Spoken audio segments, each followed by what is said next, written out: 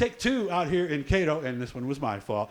Meeting some folks in drag racing. We're going to learn a lot about drag racing this year, by the way. I'm hanging out with Justin Hodgson. His dad, Weston, has been racing for quite some time. We aired his interview first. This is his son. This is an 81 Monte Carlo. It's in the modified division. He runs at ESTA and also at South Butler Nostalgia Dragway. At ESTA, he will do the quarter mile in 11.29 seconds at 122 miles an hour. Of course, the 10th mile is what they run at South Butler, so a little bit slower on the back end, but still 94 miles an hour in a 10th mile. That's pretty darn fast. How we doing, man? I'm doing great. So you grew up with a drag racing dad, but you didn't know that for a while because came after he drag raced, right? Yep. So what made you decide you were going to try this? So he bought the 87 or 73 Nova, and I went around with him, helping him change everything over, going to the track every weekend. Obviously like doing it, and this is what came out of it. Okay, so how did you find this car, and what was it like when you first got it? By the way, it's an 81 Monte Carlo. So found this car on Facebook Marketplace, actually, and I was down by New York City, and we got a hold of the guy and made a drive out there one day, picked it up.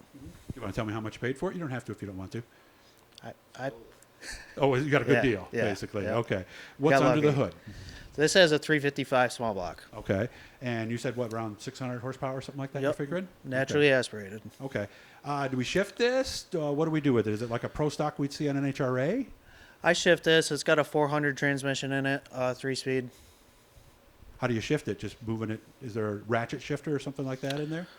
It's all in line. I have 1, 2, 3. Just like that? Yep. Okay. So obviously your times are not as consistent in having to shift where your dad's car, it does it for him. Is that fair to say? Yep. So what were the first things we learned? Do you remember the first night you got in this car? Actually, day. It's drag racing. There's a lot to learn. Still learning. Making sure you do everything in the right order, and not forgetting a switch or a step coming up to the tree. Shifts can really mess you up. Missing a shift. It's just all a rhythm. You gotta get down. You learn. Okay. So do you shift off the light or you shift by the sound of the engine? No, I shift off the light. Off the light. So you're glued to the light while still trying to watch to make sure you're going straight. Yep. And all of that. How intimidating is it the first time? Because you weren't starting out in a car that was, like a lot of people, from what I understand, starting something that's maybe 15, 16 seconds to learn the tree, to learn the routine. This must have been almost like throwing you to the wolves to some degree. Not really. I did a little bit of playing in Dad's car before buying this. Okay. So that's what pushed me to wanting to do it myself, too. So. Didn't get out yesterday? You didn't bring the car down to South Butler? No, we did not. Is it ready or just didn't want to race so soon? We're like 95% ready, waiting on a fuel pump. So. Oh, okay. Is that something that's hard to find now? Because I know there's a lot of parts that are, or we just haven't gotten around to it. No, it's still waiting for it to come in. A lot of parts have been like that. Are we hearing anything? Is it still on back order? Or I was supposed to be here 3-4 days ago. So. Seriously? So the plan was for both of you guys to Yep. go there. Do we drive this to the track or do we trailer it? Because I know No. Dad's car, that's not street legal by any means. I trailer this. This was never put on the road. Oh, because I see the inspection sticker and all that stuff on there. So at one point it was, obviously. From the guy we bought the car from. Oh, he used to drive it on the street? Apparently. I guess so. I can't All believe right. he did. Were you a Monte Carlo fan all along, or did it just happen to be the car that you found that was in the price range and all that? I do like the G-body style. I was kind of looking for a Camaro or an IROC or something like that, and we just happened to come across this, and it already had race parts in it, and it was the right price, and everything worked out. That's interesting because So- I was talking to Justin beforehand. I bought a Camaro for the street from the 80s, and I was either looking for a Camaro and a Monte Carlo, and I found the Camaro that was in my price range, so you and I could have had opposite cars as far as... So that was what we really wanted, an IROC Z, something along those lines? Yes. Yeah. Can you fit as big a motor in there? Because it seemed like the Monte Carlo would have a little more room under the hood. Does it? Yeah, it definitely has more hood room, yes. Okay. You said there's still some work to do. You want to lighten this thing a little bit more. Yes, I would like to. How do we do that? Making tubing. The front end's real heavy, has a lot of plates. We're going to get rid of the plates and tube the front end. Because I know Dad has a fiberglass front end. Is Yep. that something down the road maybe? That is something I can do. That's not in the price range at the moment. Why? What's something like that go for, a fiberglass front end? With all the brackets and everything, it's about $1,700. I guess I thought it was going to be a less number than that. No. I was thinking maybe like $800 or something like that. And that doesn't match the color of the car when you get it either. So now we got to do that too. So Yeah. we're looking at probably at least $2,300, $2,400, $2,500 to do that. Yep. Would it make that much of a difference? Not really. Okay, It saves you a couple tenths.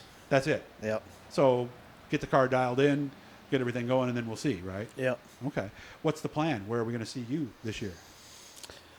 I'd like to make the 100-mile-an-hour club up Okay. at Butler as well as everybody else. A lot of people don't make it from what I And hear, right? the goal is to be in the 10s at ESTA. Okay. So, Yeah, and we were just talking about this with his dad, Weston, right before this. Isn't there something that changes when you go under 10 seconds, the safety requirements of the car and things like that? yes, as far as you have to have a full fire suit. I'm not sure the exact time, but you do have to have a cage, and your cage has to be certified. Okay. How about like fire protection stuff and things like that? Or is that universal across the board? I think that's universal across the board. So are you bracket racing or is this heads up? We bracket race at ESTA. Mm-hmm. South Butler is heads up. That's heads up. Yep. Okay. One of the things, because again, this is again my limited experience, is I had a friend who had a motorcycle, just nothing really fancy. It was a Buell, and we used to go out to ESTA with him in the late '80s, early '90s, somewhere around there.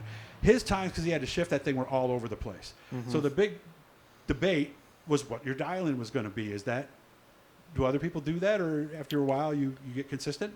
You try to be consistent as you can be. Track temperatures and weather and tires, a lot of different things change that. So for him, he would just go in the morning, take a couple of runs, and then he'd make sure he was under, so in case he did run the perfect, what do we call it, a lap actually, I guess, or a run? What do we call it? One race. A pass. A pass, okay. So he didn't want to break out, so he would always go on the safe side at that point. Is that one of the toughest things for somebody that's new? Yes, that was a hard lesson. I'd like to beat my numbers and knock myself out of the race. Oh, so you're not disappointed if you were to break out? I am, because you get sent home. Right. But I'm working on the consistency thing. So. How long does it take to learn the tree? Because I've had a friend who had one of those little things with the buttons that you would play with at his shop, and we'd all try to have the best reaction time. Is that a big portion of this to win, or is it just another factor in it? That is the most important thing, The most important. because when it comes to bracket racing, if you have a better light on the tree, a better reaction time, that will win you the race sometimes. Mm-hmm. Yep, So. yep. And what is it? Is it 500 over there? 400? I'm 400 of a second? 500ths? I'm not really sure. Okay. Do they give it to you that way, or do they just give you the straight up 020 or something like that when you look at your time slip? It'll for be your like reaction time. my reaction time will be like a .03 or .0 whatever you did. Mine are real slow, like a .03 Yeah, because or .30. yeah, because Weston back in the day, didn't they do it where it was like if it was 400, it'd be a 413 or something, right? They didn't do it that way, did they, or no? Do you remember? Going way back, the memory bank may not go. We're new at this. Okay, that part of the hard drive might have been deleted over the years. So, so when's the next time? As soon as you get that fuel pump in, you might be at the test and tune this weekend at ESTA? That is the plan. All right. Well, it's good to meet you. Again, we're going to be learning about drag racing together, and I'm going to ask some stupid questions along the way, guys, just like I did when I started at dirt racing, because I want to know. There's a lot to learn here, and hopefully you guys will enjoy learning with me. Hit that blue E. That'll subscribe you. And every time we're doing something cool on the channel, and we're going to be doing a lot of interesting things this year, and I got some good stuff planned for the off season. Justin, great to meet you. Wish you all the best, and hopefully that UPS truck will be pulling in the driveway any day now, and you get this thing ready to go. Good job. Yep. Thank you.